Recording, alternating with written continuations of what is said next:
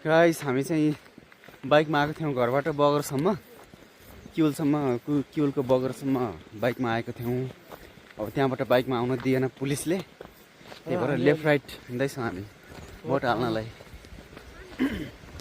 Vote हाल्नलाई चाहिँ हामी left right हिँडिरहेको छौँ। अगाडि पनि हुनुहुन्छ 2-4 जना, पछाडि पनि हुनुहुन्छ 2 जना। अरू हाम्रो टोली 15-20 जना चाहिँ गइसकेका छन्, अरू पनि आउँदैछन् 10-12 जना।